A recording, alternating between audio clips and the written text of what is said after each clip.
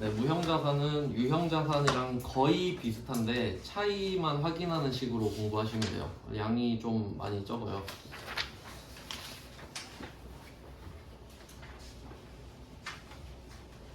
무형자산은 차이가 형체가 있고 없고인데 그게 이제 단순한 차이 같아 보이지만 차이가 엄청 큰 겁니다. 왜냐면 그냥 간단하게 생각해 보면 여러분 갖고 있는 물건 있잖아요. 소지품 거의 다 형체가 있죠. 그러면 그 형체는 주인을 어떻게 그 형체가 있는 물건은 주인을 어떻게 파악하냐면 그 사람이 갖고 있으면 그냥 아 저 사람 거구나 이렇게 생각하죠. 휴대폰 들고 있으면 저 사람 거구나. 차 타고 있으면 저 사람 거구나. 근데 무형자산은 형체가 없잖아요. 주인을 알 수가 없어요. 그러니까 엄청 중요한 거예요. 그래서 까다롭게 정의를 해줘야 돼요. 뭐 그 정도 차이가 있습니다. 한번 볼게요. 얘는 말 문제로 좀 많이 나와요. 무형자산은. 그럼 11페이지 보시면 01번부터 볼게요. 취득부터 시작하겠죠. 자, 01번. 자산의 원가를 신뢰성 있게 측정할 수 있고, 그러니까 얼마에 샀는지 정확하게 알 수 있다. 뭐 이런 느낌이죠. 원가가 쓴 돈이니까 쓴 돈을 신뢰성 있게 측정은 뭐 자로 재고, 뭐 무게 재고 이런 것들이죠. 그리고 미래 경제적 효익이 기업에 유입될 가능성이 매우 높다. 돈을 벌 수 있을 것 같다. 이거 갖고 있으면. 그러니까 무형자산 하면 좀 지금 두루뭉술한데 가장 대표적인 게 특허권입니다. 그러니까 만약에 여러분이 특허 하나 내가지고 출원을 하면 그 뭐 제 친구가 건설 쪽에 있어서 그 건설 쪽에도 특허 같은 거 있잖아요. 예를 들면 그 내진 설계. 지진에 강한 설계 특허가 있으면 당연히 딴 데보다 돈 많이 벌겠죠. 이제 그게 미래 경제적 효익이 기업에 유입될 가능성이 매우 높은 거죠. 뭐 그런 느낌이에요. 없는 사람보다는 돈을 더 잘 벌 수 있다 이런 느낌이죠. 그럼 이제 02번으로 가볼게요. 무형자산을 인식 알아차리는 거죠. 인식하기 위한 요건이 아닌 것은 오답 1번 그냥 X표 쳐버리시고 2, 3, 4만 그냥 한번 확인만 해볼게요. 외우실 필요까지는 없고 그냥 그렇구나 하고 넘어가면 될 것 같아요. 2번은 기업이 통제. 기업의 통제는 기업이 통제를 하고 있어야 된다는 소린데 그 통제라는 말을 한번 생각해 보면요. 그 뭐 백화점이나 이런 데 가보면 통제구역 이런 거 본 적 있으시죠? 그러니까 통제구역의 뜻이 뭐냐면 넌 들어오지 마. 나만 들어갈 거야. 이 말이죠. 그러니까 통제는 소유의 기본이에요. 그러니까 여러분이 왜 돈 벌어서 막 차 사고 집 사고 그러려고 하세요? 통제하려고 그러죠. 그러니까 너는 하지 마, 나만 할 거야 이런 거잖아요. 그러니까 자산의 기본이 통제입니다. 그래서 기업의 통제는 당연한 말인 거예요. 그 다음에 3번 식별 가능성. 이게 무형자산인지 알 수 있어야 된다는 소리예요. 그러니까 보통 특허 같은 건 법으로 인정해주죠. 법적 증서가 있으면 뭐 변리사 통해서 뭐 어떻게 하겠죠. 그 다음에 4번 미래 경제적 효익. 이게 있으면 돈을 벌 수 있다. 뭐 이런 거예요. 그러니까 이 세 개가 무형자산의 인식 요건이거든요. 그냥 그런갑다 하시면 돼요. 그럼 03번으로 볼게요. 03번. 교환으로 무형자산을 취득하는 경우 교환으로 제공한 자산의 공정가치. 이거는 그 무형자산뿐만 아니라 교환을 제가 넘어가긴 했는데 그냥 말 문제만 보면요. 여기서는 그 제공한 자산 있죠. 제공한에다가 중요 표시를 해주세요.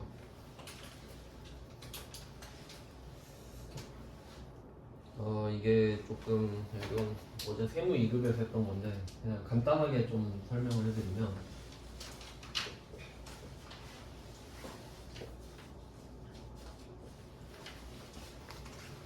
A랑 B랑 물건을 교환하는 거예요. 그러니까 이게 흔하진 않죠. 일상생활에서 여러분 물물 교환 잘 안 하시죠? 왜냐면 가치가 다르니까. 근데 그냥 그렇다고 할게요. 같이 돈도 막 왔다 갔다 하고 한다고 하면 지금 이때 무형자산을 취득하는 거예요. 그러니까 무형자산을 취득한다. 근데 내가 뭔가를 주는 겁니다.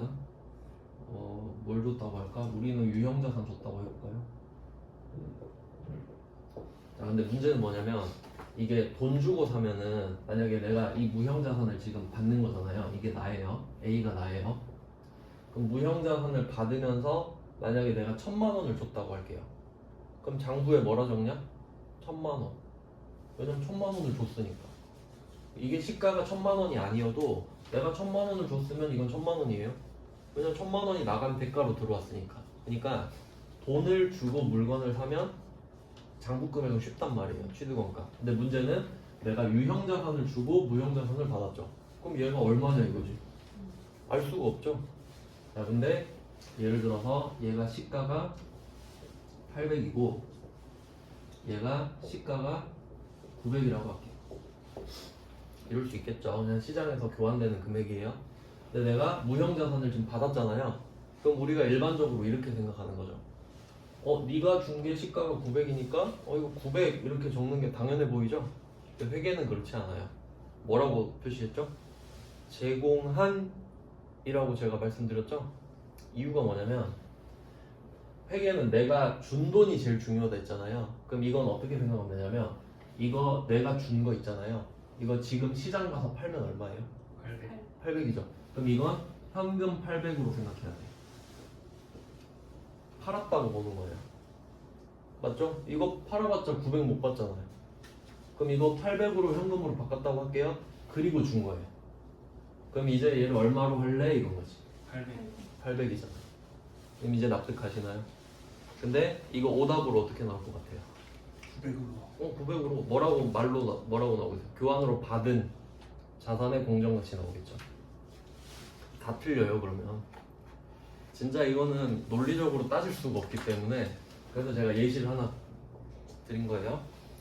그러니까 좀 메모해 두시면 좋겠죠. 제공한 자산의 공정가치 이렇게 표시해 두시고 이걸 이만큼 현금 받았다 이렇게 표시를 해 두시면 나중에 봤을 때 이해 가시겠죠. 표시만 해놓으면 나중에 왜 표시했는지 몰라요. 이유까지 잘 써두셔야 됩니다. 그래야 바로 납득하죠. 이제 공부라는 게 복습 시간을 줄이는 거잖아요. 자, 이제 03번 아주 중요한 문구를 봤어요. 교환 붕괴는 넘어갔지만 이런 말 문제는 한번 풀어보자는 거죠. 그래서 여기서는 무형자산으로 나왔는데 모든 자산이 다 똑같아요. 교환으로 하면 내가 준 거의 시가로 합니다. 기본적으로. 그 다음에 04번으로 갈게요. 새롭거나 이건 좀 여기는 그냥 연구 단계만 표시할게요. 연구 단계. 04번은 연구 단계인데요. 요거는 자, 절차를 좀 설명해 볼게요.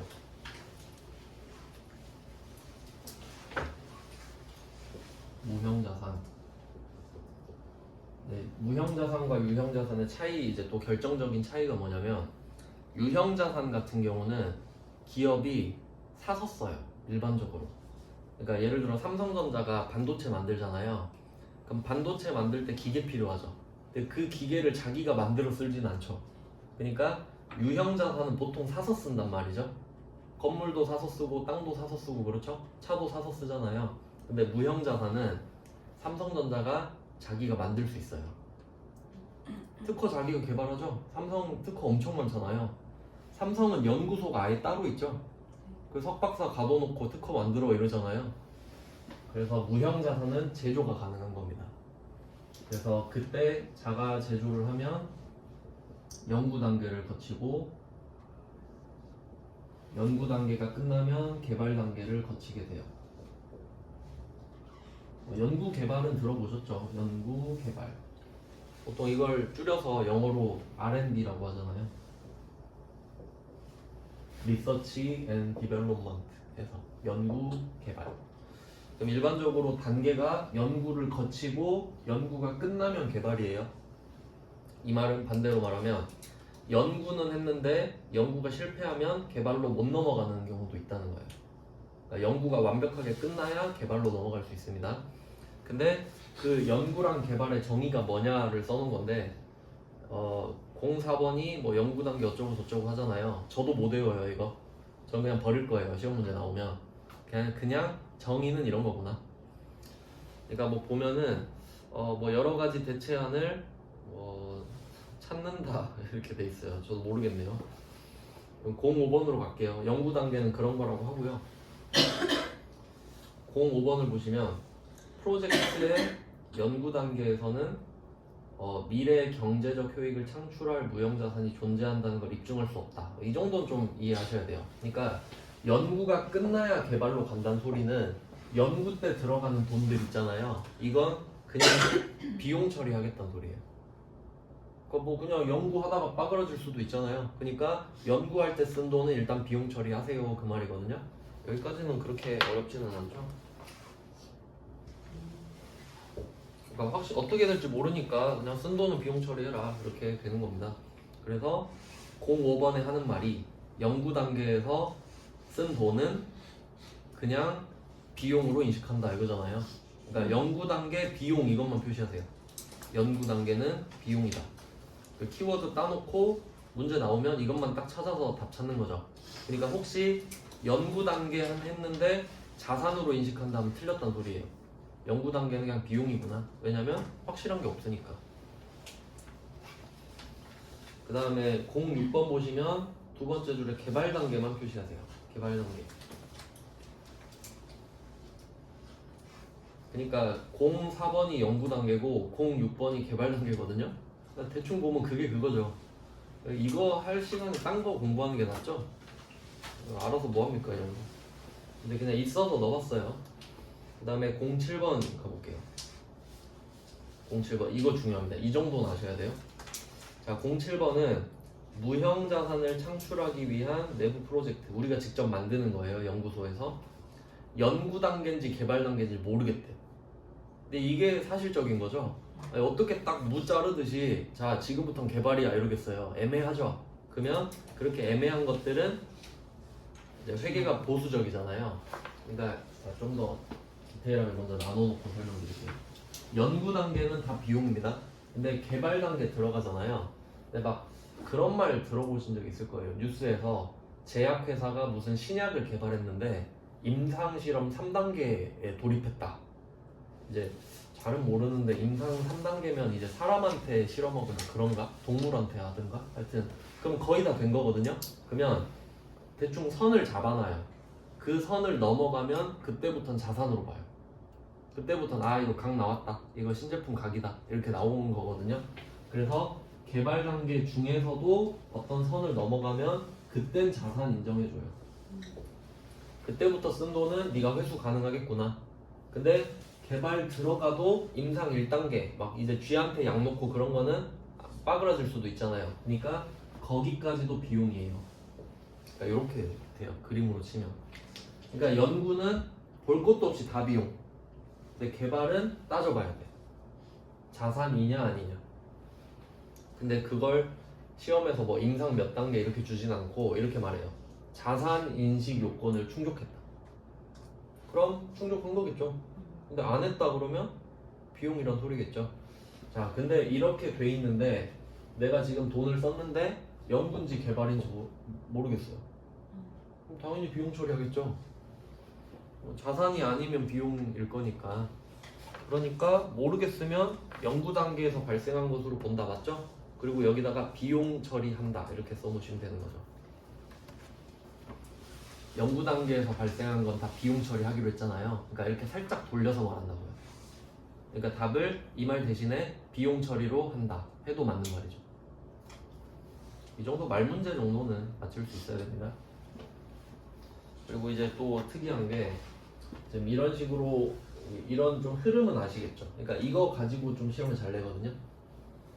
근데 이때 개정 과목 가지고 한번 또 말을 해보면 이게 문제가 그렇게 나올 수 있으니까 이때 자산과 비용 있잖아요. 그럼 개정 과목이 있겠죠.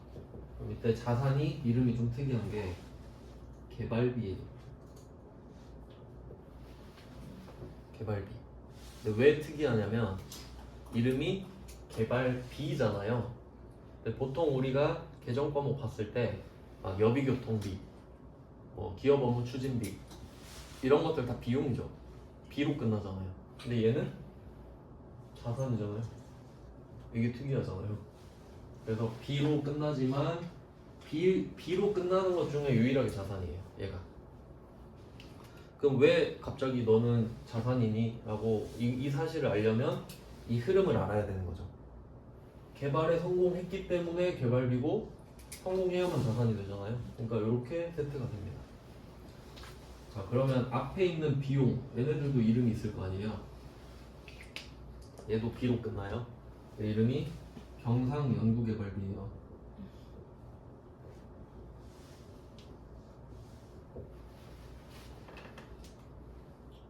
그래서 뭐 이 정도 차이가 있으니까, 그러니까 여러분이 개발비 검색하잖아요. 그럼 두 개 나온다는 소리예요. 그러니까 개발비는 자산, 아닌 건 비용. 이 정도는 기억하셔야 돼요. 시험에 나온 적이 있어서. 네, 그 시험에 나온 적 있는 문제가 08번입니다. 바로 이어서 볼게요. 08번 보시면 생산부서에서 어쩌고 저쩌고 하는데, 자, 이거 첫 번째 줄 있잖아요. 이거는 보면서 무슨 생각을 하셔야 되냐면 이거 연구 개발이네, 이렇게만 보면 돼요. 그러니까 지금 연구인지 개발인지를 따지는 게 아니라 대충 이런 거 읽으면 연구 개발하네, 이런 느낌만 받으시면 돼요. 자, 그리고 쭉 봤어요. 근데 이게 100만 원이 발생했죠. 100만 원을 당좌수표 발행했죠. 그럼 대변에 일단 당좌예금 100만 원 적는 거예요. 여기까지는 하실 수 있잖아요. 자, 이제 차변을 어떻게 만들 거냐. 연구 개발인 건 알았죠. 자, 근데 괄호 안에 보세요. 뭐라고 써 있는지. 자산 인식 조건을 충족하지 못하면 비용이죠. 그럼 답은 정해져 있네. 경상연구개발비잖아요. 그러니까 이 흐름을 아는지 물어보는 거지, 막 개정 과목 토시 하나도 안 틀리고 아냐? 그거 물어보는 거 아니에요. 그러니까 자산 아니면 비용인 거 알지? 이거 물어보는 거예요. 뭐 이 정도 알면 맞출 수 있는 거죠. 그 다음에 09번 가볼게요. 그러면 08번에서 혹시 자산인식 조건을 충족했다 하면 답이 개발비죠? 네, 그것까지 같이 써두시면 되겠네요. 그거밖에 낼 수가 없죠. 개정 과목이 2개밖에 없는데. 그러니까 첫 번째 줄을 외우고 분석하는 거 아니에요. 그냥 보고 연구 개발 이 느낌만 받으면 돼요. 그 다음에 09번으로 한번 가보죠. 09번은 신제품을 개발을 하고, 이 문제는 이것만 표시할게요. 특허권을 취득하기 위한, 이것만 표시할게요. 특허권을 취득하기 위한. 자, 그리고 앞에서 배웠던 거 한번 생각해 볼게요. 앞에서 그런 문제 본 적 있어요? 원재료를 수입하기 위한 관세. 그럼 그 관세는 개정 과목이 원재료죠. 취득 부대 비용이잖아요. 그러니까 지금 보고 있는 게 취득 부대 비용이에요. 근데 특허권이 대표적인 무형자산이거든요. 그럼 특허권을 취득하기 위해서 돈을 썼으니까 얘는 특허권의 취득 부대 비용이 되겠죠. 그래서 답이 특허권이에요. 수수료 쓰시면 안 됩니다. 특허권을 취득하기 위한 수수료니까. 그리고 혹시 모를까봐 무형자산으로 처리하라고까지 말해줬죠. 혹시 틀릴까봐. 그래서 그 무형자산은 보통 권자로 끝나는 것들이 많아요. 권리일 거잖아요. 눈에 안 보이는 권리, 뭐 특허권, 영업권 이런 것도 나오는데 소프트웨어 뭐 이런 것들. 네, 이렇게 하고 다음 10번 볼게요. 10번 맨 마지막에 10번 무형자산을 개별적으로 취득, 산 거예요. 개별적으로 취득한 경우는 매입 가격에 매입 부대 비용을 가산한 금액을 취득원가로 한다. 이거는 무형자산뿐만 아니라 모든 자산에 다 포함되는 개념이에요. 뭐 맞는 말이죠. 여기까지 하고 좀 쉬다가 나머지 주제를 보겠습니다.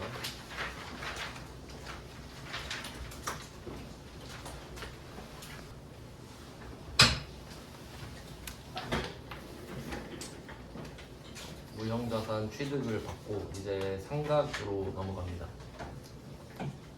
명칭이 정확히 구분하자면 좀 다른데, 유형자산 같은 경우는 감가상각이라고 하고요, 무형자산은 상각이라고 해요. 그러니까 뭐 영어로 써도 스펠링 자체가 아예 다릅니다. 근데 뭐 그런 걸 물어보진 않지만 그냥 뭐 원래는 그렇다는 거고요. 하나씩 또 보겠습니다. 12페이지로 넘어가 보시면 이번에도 상각이랑 손상을 묶어놨는데, 손상은 이제 우리 시험 범위 아니고요. 그냥 뭐 확인해 보겠습니다. 자, 11번 보시면 무형자산은 당해 자산이 사용 가능한 때, 이거 표시할게요. 사용 가능한 때. 이거 유형자산 할 때도 말씀드렸었는데 유형자산도 마찬가지입니다. 그러니까 사용한 때가 아니라 그랬죠. 사용한 때가 아니라 알 수가 없기 때문에 사용 가능한 때부터 그냥 감가상각하면 돼요. 그리고 합리적인 기간은 뭐 자기가 생각했을 때 대충 뭐 몇 년이면 될 것 같다 이런 거 있죠. 그리고 정액법, 연수학계법, 체감잔해법, 생산량 비례법 등 이제 이런 문구가 나오면요, 이런 걸로는 장난을 잘은 안 쳐요. 그러니까 뭐 대충 뭐 정액법 등 하면 맞는 말인 거거든요. 근데 혹시 뭐 여기다가 선입선출법 이런 거 섞으면 그 정도는 찾을 줄 아셔야 돼요. 선입선출법은 재고자산에서 봤던 거 아시죠? 그러니까 그렇게 심한 장난만 걸러내면은 대충 봤을 때 뭐 맞겠지 하고 넘어가셔도 돼요. 그리고 기타 합리적인 방법을 적용한다. 여기서는 합리적인 방법을 표시할게요. 합리적인 방법. 그러면 좀 당연하지 않나요? 당연히 불합리적인 방법 사용하라고는 안 할 거 아니에요. 그러면 그건 그냥 맞는 말인데, 자, 얘는 사실 빌드업이고 11번이랑 12번을 묶어줘야 돼요. 그러니까 이게 11이랑 12가 세트가 돼야 문제가 만들어지거든요. 자, 그럼 11번에서 무형자산은 합리적인 방법을 쓰세요. 여기까지는 괜찮은 말이죠. 근데 12번 가보시면 합리적인 방법을 정할 수 없다면 이런 말 나오죠. 그러니까 뭐 뭔진 모르겠는데 예를 들어 내가 뭐 선택장애야. 아 도대체 난 뭘 골라야 될지 모르겠어 하면 정액법 표시할게요. 그리고 뒤에 보시면 사용한다 돼 있죠. 자, 이거는 사용해야 한다랑 같은 말이에요. 혹시 강조하고 싶으시면 사용한다 사이에 해야까지 넣으시면 됩니다. 똑같은 말이거든요. 해야 한다랑 한다랑 같은 말입니다. 자, 그러면 정리해 볼게요. 무형자산은 일단 합리적인 방법을 쓰려고 시도를 해라. 근데 정 모르겠으면 정액법 써라. 이게 세트가 돼요. 그러면 반대로 유형자산은요, 이런 게 없어요. 유형자산은 무조건 합리적인 방법을 적용해야 돼요. 모르겠으면 그래도 합리적인 방법을 적용해야 돼요. 예외가 없습니다. 유형자산은. 그래서 무형자산에서 이거 잘 나와요. 그러니까 이렇게 말하면 틀린 거죠. 무형자산은 정액법으로만 생각해야 된다. 그런 건 틀린 거예요. 그 다음에 13번 가보겠습니다. 13번에 삼각기간이 나오고 있네요. 무형자산의 삼각기간은 독점적, 배타적인 권리를 부여하고 있는 관계 법령이나 계약에 정해진 경우를 제외하고는, 이거 독점적부터 제외하고는까지 양보로 칠게요. 제가 이거 스킬 알려드렸죠? 뭐뭐를 제외하고는 이런 말 나오면 그냥 제외하세요 진짜. 그럼 이거 빼버리고 읽으면 되거든요. 자, 그러면 삼각기간은 20년을 초과할 수 없다. 그러니까 20년까지만 해라 이 말이죠. 그러면 혹시 예외가 있다 그럼 넘을 수도 있겠지. 그러니까 그 괄호 안에는 예외를 설명하는 건데 우린 일단 예외는 별 이야기 안 하잖아요 일반적으로. 14번으로 갈게요. 잔존가치는 없는 것을 원칙으로 하네요.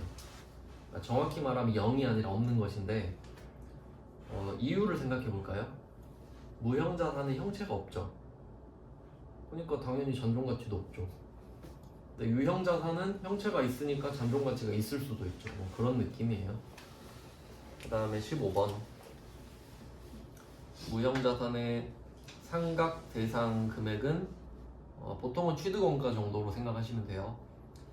그 자산의 추정 내용 연수 동안 체계적인 방법에 의하여 비용으로 배분된다. 이 15번은 11번이랑 같은 말이라 생각하시면 돼요. 15번과 11번은 같은 말입니다. 근데 뭐 이렇게도 말하고 저렇게도 말하는 거죠.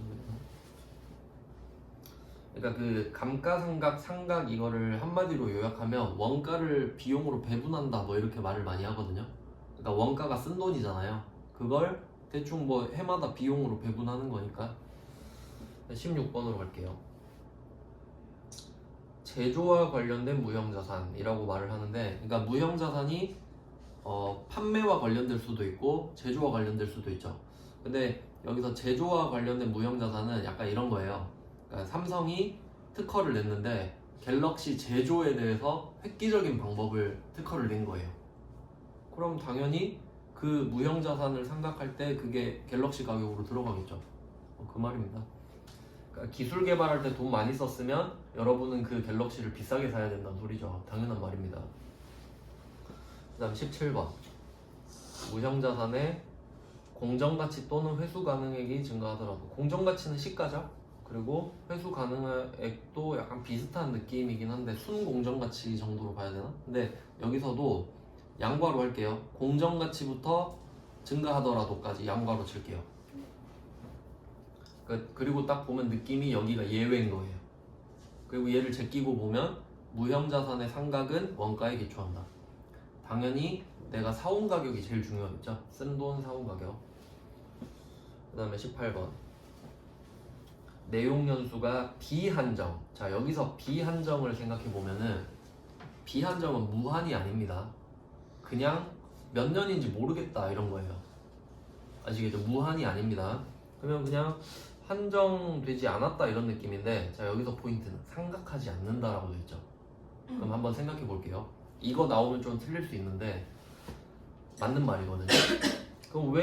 그러면 전부 다 비한정으로 해버리면 되는 거 아니냐 이럴 수 있는데요. 그러니까 옆에다 써주세요. 최소 매년 말에 손상 검사를 합니다. 최소 매년 말에 손상 검사. 그래야 이해가 되실 거라서. 자, 최소 매년 말에 손상 검사 이렇게 써두셨으면 이제 세트로 볼까요? 그럼 내가 무형자산을 취득했는데 몇 년 쓸지 모르죠. 그럼 상각을 아예 안 해버리냐? 그러면 다 상각 안 해버릴 거 아니에요. 대신에 12월 31일 최소 12월 31일마다 얘 가치를 다시 평가해봐. 그게 곧 상각이랑 비슷한 느낌이니까. 그런 느낌이에요. 왜냐면 이거 악용할 수 있죠. 이렇게 해버리면 저 모르는데요 하고 상각 다 안 해버리면 비용 안 잡히잖아요. 그러니까 그 방지하는 겁니다. 그 다음에 밑에 뭐 문제는 19, 20 이 정도만 좀 볼게요. 시험에 나올 만한 것들은 19, 20 정도가 될 것 같습니다. 자, 19번 문제 보시면 21년 10월부터 사용 가능하게 됐다고 나오네요. 표시해 볼까요? 사용이 가능, 시작점을 알려주고 있죠. 10월부터 사용 가능하면 이때부터 상각해라 이 말이에요. 자, 얘를 상표권이라고 돼 있는데 상관없죠. 그냥 상표권이라는 게 있는구나 정도 생각하시면 되고, 1,800만 원에 대해서 5년 동안 정액법으로 상각하기로 했다 이렇게 있는데, 자, 여기서 정액법으로 정했잖아요. 그러면 이게 합리적인 방법인 거예요. 맞죠? 그냥 정액법이 합리적인 걸 수도 있잖아요. 자, 정해놨고요. 잔존가치는 없다 그랬습니다. 그럼 한번 상각을 해볼까요? 지금 21년 회계 처리를 해라.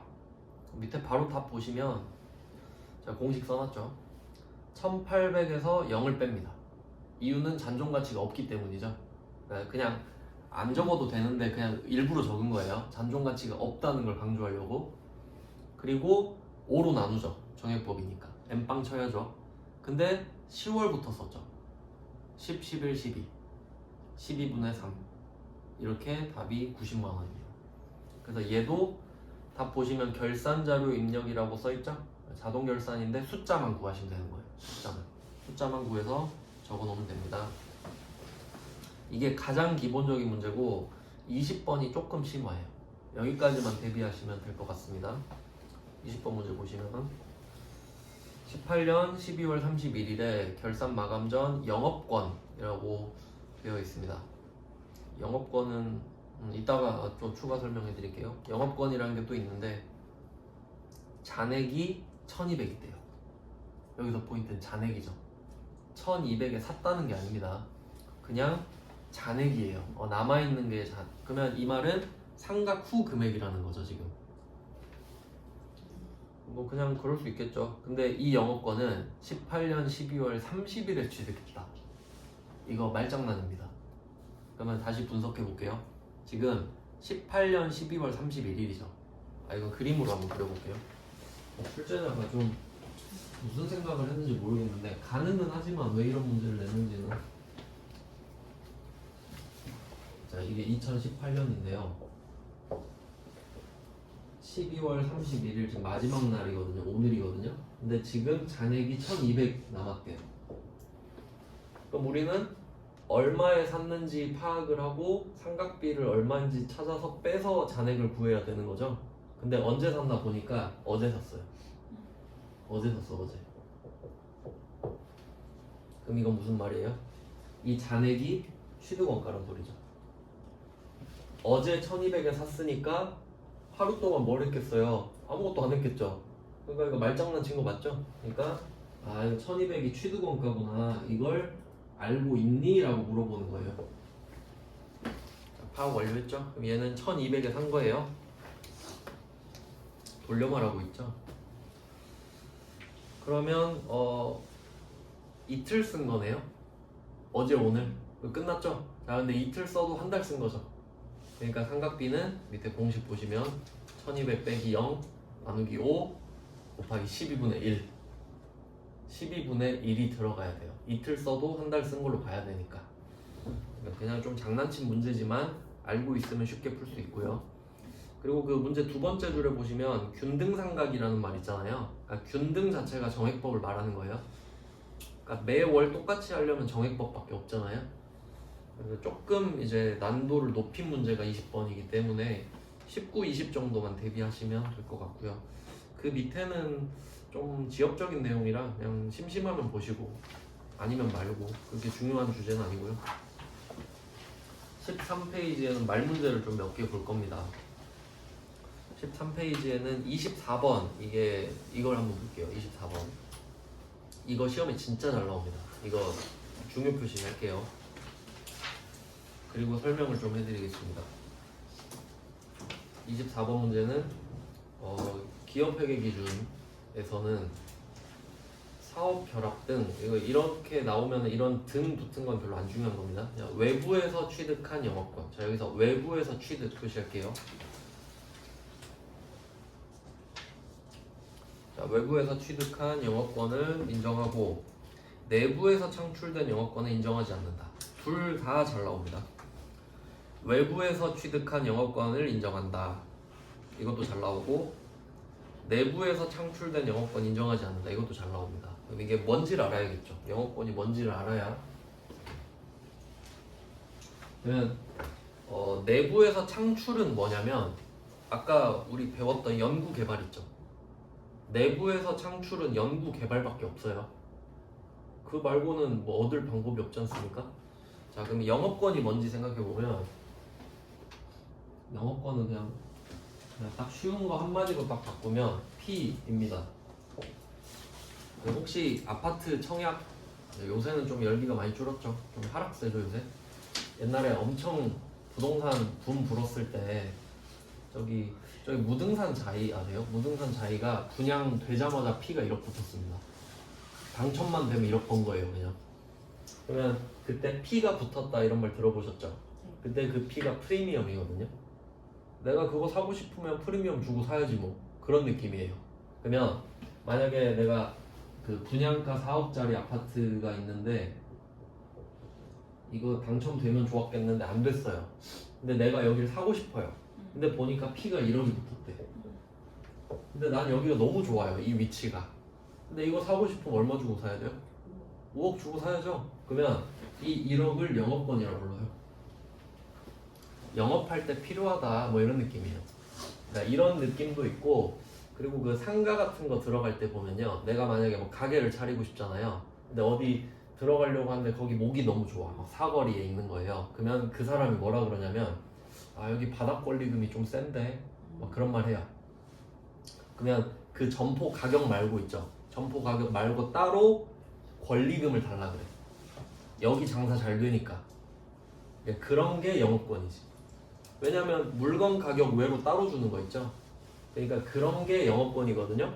그러면 생각해 보세요. 영업권은 더 준 돈이죠. 그러니까 의미 자체가 외부에서 취득밖에 성립이 안 돼요. 영업권을 내가 어떻게 만들 거야? 그러니까 남이 나한테 더 준 돈, 그러니까 내가 남한테 더 준 돈이 영업권이잖아요. 그러니까 외부에서 취득했다는 말만 성립해요. 그러니까 애초에 영업권이란 말 자체가 앞에 외부 구입이 생략된 거라고 보시면 돼요. 그러니까 영업권을 내가 만들었다 그럼 걔 뻥이죠. 아, 남들은 관심도 없는데 이거 프리미엄 10억이야. 그럼 아무도 인정 안 하죠. 그러니까 영업권은 내부에서 창출할 수가 없는 거예요. 이거 알아두시면 진짜 잘 나오거든요. 왜냐면 제 생각에는 이제 회계 1급 공부하는 수준에서는 영업권이 뭔지 몰라요. 그러니까 외워서 풀기 때문에 이거 그냥 내는 거예요. 계속. 진짜 잘 나옵니다 이거. 그래서 뭐 원리는 이렇게 설명을 드렸고요. 참고로 제가 저는 국제회계 기준 배우거든요. 여러분은 일반 기업 회계 기준 써 있잖아요. 이게 참고만 하세요. 저는 이거 영업권 생각 안 해요. 근데 여러분은 해요. 이게 회계 기준마다 좀 다른데 그냥 뭐 그렇습니다. 근데 뭐 여기서 하라고 하면 그냥 하면 되는 거죠. 그 다음에 28번 내려가 볼게요. 28번 무형자산의 사용이나 처분으로부터 미래 경제적 효익이 기대되지 않을 때. 이건 무슨 말이냐면 내가 이걸 써도 돈이 안 될 것 같고 팔아도 돈이 안 될 것 같다 이 말이에요. 해석이 가능해야 되죠. 그럼 이게 기대가 안 되면 재무상태표에서 제거해라. 자, 옆에 손상 써주세요. 그러니까 써도 돈이 안 돼, 팔아도 돈이 안 돼. 그럼 어떻게 해요? 그냥 뻥난 거죠. 그냥 없애버려라 이 말이에요. 왜냐면 무형자산은 형체가 없으니까 장부에서만 없애면 돼요. 그냥 뭐 그럼 아예 처음부터 없었던 게 되는 거죠. 그 다음에 29번 볼게요. 29번 무형자산의 장부금액은 무형자산의 취득원가에서 3개 표시할게요. 취득원가 그리고 상각누계액, 손상차손누계액. 이거 어디서 봤는데 이거 유형자산인도 똑같아요. 그러니까 당연히 산 금액 있잖아요. 그게 취득원가죠. 거기서 써서 가치가 떨어진 상각누계액 빼야겠죠. 그리고 혹시 손상이 없을 수도 있지만 있다면 또 빼고 남은 금액이 있을 거 아니에요. 그게 장부 금액이라고 하잖아요. 그러니까 장부 금액은 차감 계정을 다 빼고 남은 금액입니다. 그러니까 이 정도 말 문제는 꼭 맞히셔야 돼요. 넘어가겠습니다. 무형자산은 끝났어요. 이제 마지막 기타 비유동자산인데 사실 하나밖에 없습니다. 임차 보증금 써있죠. 이게 어렵진 않은데 헷갈릴 수가 있거든요. 그래서 좀 그 생각하는 법을 알려드릴게요. 헷갈리지 않는 법에 대해서 생각을 해보겠습니다. 지금 임차라는 말이 있잖아요. 임차. 그러니까 차자가 빌렸다라는 말이거든요. 그럼 제가 차가 붙은 말을 다 좀 나열해 볼게요. 비교 차원에서. 그러면 차 라인은 차입금. 들어보셨죠? 빌린 돈입니다. 그럼 얘의 성격을 보면은 차입금은 부채겠죠. 빌렸으니까요. 자, 그리고 임차료도 한번 생각해 볼게요. 임차료.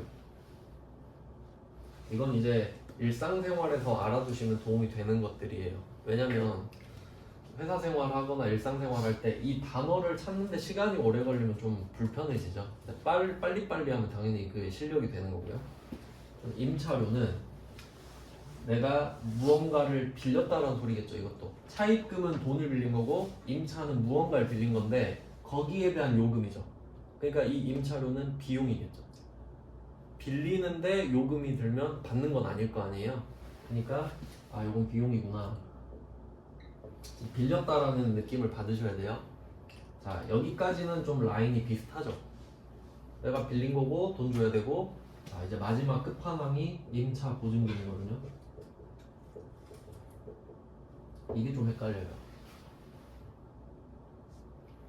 자, 임차 보증금은 이렇게 생각해야 됩니다. 임차랑 보증금을 끊어요. 둘을 별개로 생각하는 거예요. 자, 끊어놓고 임차자를 다시 생각해 볼게요. 그러면 우리가 뭔가를 빌린 겁니다. 건물을 빌리거나 차를 빌리거나. 자, 그러면 여기에 대한 요금은 임차료였죠. 근데 얘는 임차 보증금이란 말이에요. 그럼 내가 건물을 빌리기로 했어요. 그럼 보증금을 받나요? 줘야 되죠? 그럼 보증금을 주고 없어지는 건가요? 돌려받죠. 그럼 이건 빌려준 거잖아요. 그러니까 자산이에요. 그러니까 임차는 내가 건물을 임차했지만 보증금은 빌려주는 거잖아요. 그러니까 얘 둘은 반대일 수밖에 없거든요. 내가 건물을 빌리는데 야 보증금 좀 빌려줘 이럴 순 없잖아요. 그러니까 임차를 생각하고 보증금을 생각해야 돼. 그럼 내가 건물을 빌리니까 보증금은 내가 빌려줘야겠다 이렇게 생각해야 되는 거죠. 그러니까 차자만 보고 차 부채 이러면 안 돼요. 최악이에요. 최악. 생각을 안 한 거예요. 그러니까 임차 보증금은 자산이구나. 근데 이자는 없죠. 그냥 보증금 맡겼다 받는 거니까 얘는 자산. 그러니까 지금 기타 비유동 자산에서 배우고 있죠. 그럼 반대도 생각해 볼게요. 차자가 이런 느낌이고 이건 뭐 나왔으니까 반대는 쉽죠. 대여금. 대여금은 이제 빌려준 거겠죠. 그럼 빌려줬으니까 받을 수 있잖아요. 자산이죠. 그러니까 이게 그 뜻을 좀 회계에선 정확히 쓰셔야 되는데, 그러니까 뭐 저는 좀 그런 게 있어요. 좀 직업병인지 모르겠는데, 예를 들어 내가 책을 빌리러 가잖아요. 도서관에. 그럼 만약에 친구가 나 책 대여하러 가 이러면 속으로 아닌데 그냥 이러거든요. 그러니까 우리는 정확하게는 알아야 돼요. 그렇게 지적은 안 해주더라도 그냥 잘못 쓰고 있구나.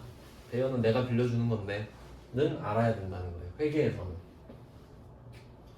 그리고 임대료도 있겠죠. 임대료는 내가 건물을 빌려주니까 요금을 받는 거고, 그러니까 수익이죠. 자, 여기까지 좀 괜찮은데, 자 이제 얘 반대가 임대보증금이겠죠.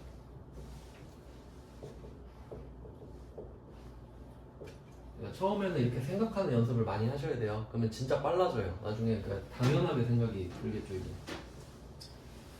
자 그럼 이번엔 임대보증금. 그러니까 좀 저는 이거 공부할 때 이입을 많이 하거든요. 그러니까 임대보증금 하면은 기분이 좋아져요. 내가 건물 주구나 드디어. 그런 느낌을 받아야 빨리 적응이 된다는 거예요. 그러니까 기분이 딱 좋아야 돼.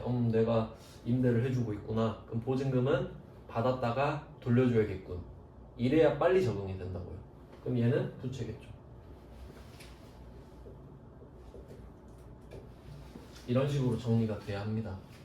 자 그리고 이 부채, 자산, 자산 부채 얘네들은 거래처 써줘야겠죠. 돈이 왔다 갔다 하는 거기 때문에 뭐 이런 식으로 하는 겁니다. 자 이제 상황을 알려드렸으니까 이제 문제만 풀면 되겠네요.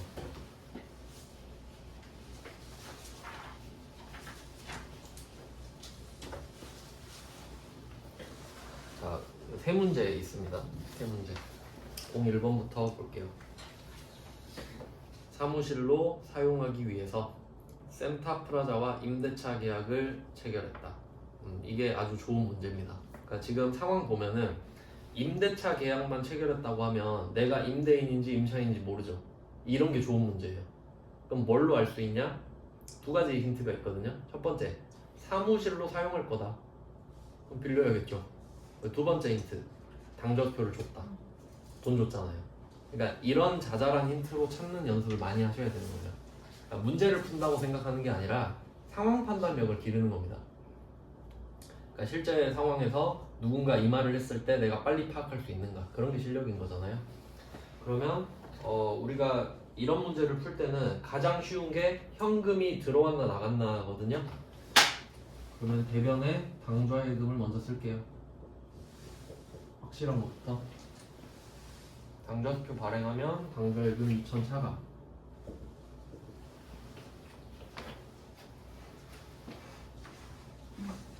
자 근데 이게 임대차 계약에 대한 보증금 이야기를 하는 것 같으니까 임차 보증금 내야 되죠.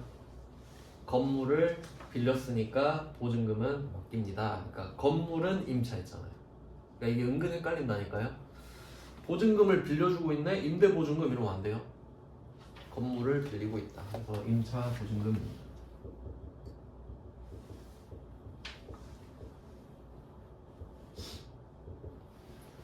자 그럼 내가 건물주한테 돈을 빌려주는 겁니다. 그러면 그 건물주 이름 적어놔야겠죠. 돈 받아야 되니까. 그래서 거래처는 센타프라자를 적어주시면 돼요.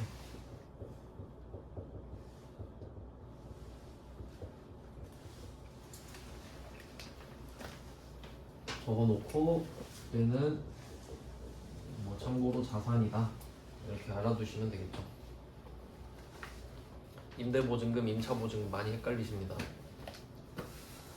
그 다음 이제 02번으로 가봅니다. 02번은 그냥 좀 업그레이드된 문제입니다. 실무에 조금 더 가까워진 문제거든요. 그러니까 01번이 옛날 문제예요. 그냥 말로 끝내버리는 거. 근데 이제 요새 트렌드는 이런 식으로 실무에서 볼 수 있는 서류 같은 걸 살짝 보여줘요. 그래야 여러분이 도움이 될 거니까. 자, 그럼 임대차 계약서가 아주 약식으로 나왔는데요. 원래는 엄청 긴데 1조만 따놓은 것 같습니다 지금. 자, 내용을 보니까 일단 뭐 문제부터 읽어봐야겠네요. 02번 영업부 사무실로 사용하기 위해서 빌린 것 같네요. 보증금 2천 중에 잔금 1,800을 보통예금 계좌에서 송금을 했다고 합니다. 그럼 그 전의 상황을 유추할 수 있어야 되는데 이제 계약금을 껴서 내는 문제는 정말 많이 나오거든요.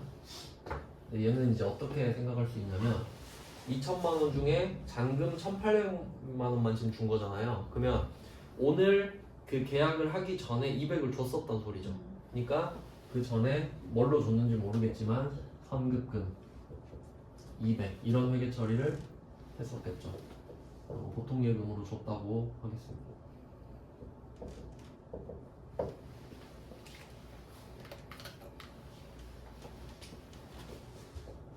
자, 이런 회계 처리가 있었겠구나라고 생각할 줄 아셔야 되고요. 그리고 하나 더 생각해야 됩니다. 그러니까 계약을 하기 전에 200을 먼저 걸어놓은 상태잖아요. 근데 이걸 누구한테 걸어놨는지 이름을 써놔야겠죠. 그래서 지금 명당이라고 써있는데 얘도 처음에 거래를 할 때 명당이라고 써놨었겠죠. 그러니까 이런 회계 처리가 있었겠구나라고 먼저 생각을 하시고 답을 찾으면 지금 총 2천이잖아요. 그래서 임차 보증금은 2천이 되겠고, 자, 임차 보증금은 2천인데 지금 2천을 다 줄 필요는 없죠. 200은 미리 줬었으니까 선급금으로 퉁치고, 그리고 나머지만 주면 돼요. 1,800 여기서 보통예금으로 줬습니다. 그래서 지금 선급금을 고려할 줄 아느냐, 그러니까 이거 굉장히 많이 나오는 회계처리입니다. 물건을 살 때도 그렇고 특이하게 지금 임차보증금에도 넣네요. 이런 건 좀 좋은 시도인 것 같아요. 자, 그럼 일단 차대변은 다 깔아놨는데 여기서 끝이 아니죠. 우리가 선급금, 계약금을 걸어놨을 때 이름을 적어놨으니까 오늘은 이제 얘 역할 다 했죠. 그러니까 거래처를 지워주는 것도 또 해야 되고, 그리고 임차보증을 맡기면서 새로 거래처를 적는 것도 해주셔야 되는 겁니다.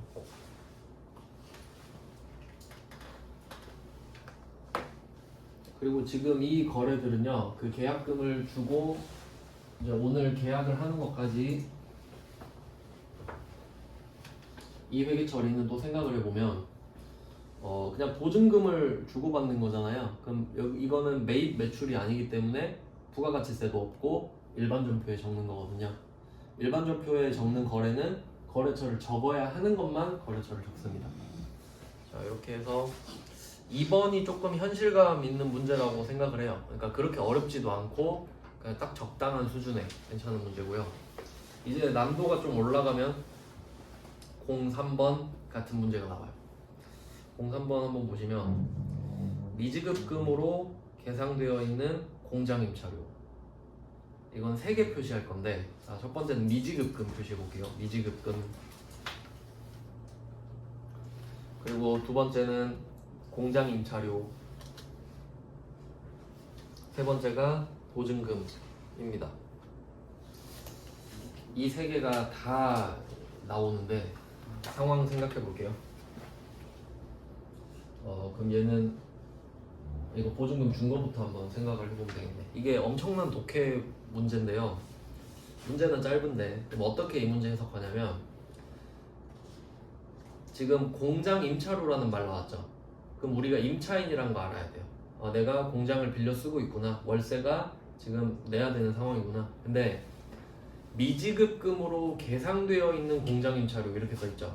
그럼 이거는 내가 지금 월세 밀린 상황이에요. 맞죠? 그러면 이 붕괴도 제가 보여드릴게요. 이거 너무 밑에다 써가지고 재활용이 안 되네. 그러면 이 문제는 어떻게 봐야 되냐면 공장 임차료라는 말을 보는 순간 이렇게 떠올라야 돼요. 차변의 임차 보증금 얼마인지는 모르고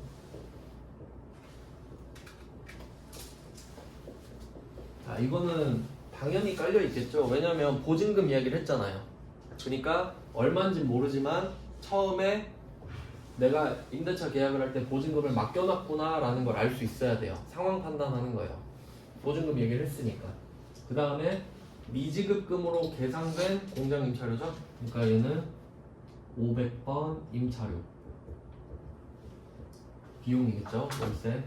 이거를 제때 내야 되는데 못 낸 겁니다. 미지급금으로 계상될게요. 그리고 또 여기서 중요한 사실이 하나 있는데 이게 그 회계가 발생주의잖아요. 발생주의. 그래서 이게 뭘 의미하냐면 예를 들어 오늘이 월세 내는 날이잖아요. 그러면 오늘 그냥 임차료가 찍혀요. 오늘 월세를 내는 날이기 때문에 오늘 비용을 인식해요. 근데 돈을 주면 대변에 보통예금 주고 끝나는 거고요. 거래가. 근데 오늘이 월세 날인데 죄송해요 내일 드릴게요 하면 그래도 임차료는 찍혀 있고 미지급금이 되는 거예요. 발생주의이기 때문에 주는 날에 발생하는 겁니다.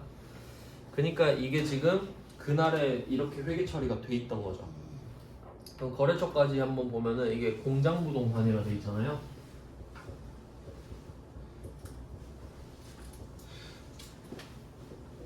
자 여기에 거래처가 다 붙어 있겠죠. 그리고 얘는 이제 성분도 좀 봐야 되는데 이제 임차보증금은 내가 맡겨놓은 돈이니까 받을 돈인 거 아시고 미지급금은 부채죠. 그러니까 지금 내가 300을 줘야 되는데 안 준 상황이니까 그러니까 이 비용이 부채가 된 상태입니다. 그럼 이제 어떤 선택을 하겠어요? 내가 지금 도저히 월세를 못 갚겠어. 그럼 그냥 둘이 쇼부 봐서 그럼 보증금에서 깝시다. 이게 이제 실무죠. 그러려고 보증금 깔아놓는 거죠 보통. 월세 안 낼까봐. 그래서 퉁칩시다 라고 하면 그럼 우리는 이 임차보증금을 원래 돌려받을 돈인데 그 중에 일부가 까이는 거죠. 그러니까 이게 당연히 300보단 클 거 아니에요.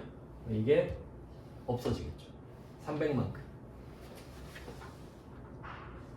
임차보증금을 300을 까는 겁니다.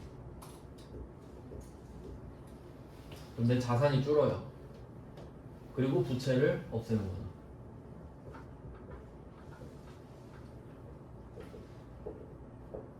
이게 답이니까 아주 좀 고차원적인 문제라고 할 수 있죠. 그래서 우리는 부채를 갚는데 돈을 주는 게 아니라 받을 돈을 덜 받는 형식으로 자산과 부채를 퉁쳤습니다. 이런 걸 상계라 그래요. 상계. 고급 어휘죠. 상계. 퉁치는 거. 그리고 여기서 끝이 아니죠. 미지급금도 거래처를 써야 되고 임차보증금도 거래처를 써야 돼요.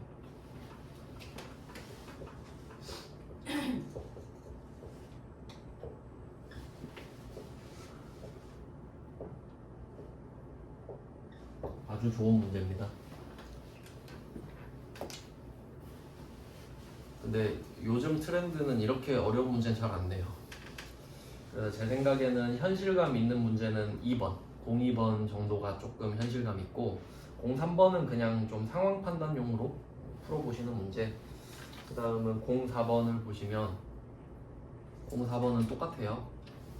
04번은 그 03번의 업그레이드 문제라고 보시면 이거 최근에 나왔던 거네? 04번은 03번이랑 비슷하니까 비교만 해볼까요? 일단 미지급금이랑 임차보증금은 아시겠죠? 자리는 똑같아요. 근데 이 상태에서 임차 보증금 1,000만 원이 있는데 아 이거 돌려받았네요. 아 이건 다른 문제구나 또. 최근에 이런 문제가 나왔네요. 그러면 03번도 대비하셔야겠네요. 자 그러면 04번을 보시면 임차 보증금을 돌려받았다라고 되어 있죠. 그러니까 임차 보증금이 차변에 있다는 걸 이제 아시니까 대변으로 가는 겁니다. 오늘 돌려받으니까 거래처도 써주셔야 되고요. 근데 얘는 미지급금으로 계상돼 있는 얘도 지금 100만 원 밀렸거든요. 그래서 100만 원 퉁치고 나머지 900을 돌려받는다. 이런 시나리오가 됩니다. 그러니까 03번은 계약 기간이 안 끝난 거고 04번은 계약 기간이 끝난 김에 저번 달 것까지 퉁치고 받는 거고 이렇게 됩니다. 그러니까 이 네 개를 벗어날 수는 없어요. 임차 보증금에서. 제가 모든 유형을 다 넣어놨거든요. 이렇게 하면 비유동자산이 끝납니다. 뭐 시간이 좀 애매하긴 한데 지금 10분 쉬고 이제 메인 매출 점수로 넘어갈 겁니다. 40분에 시작할게요.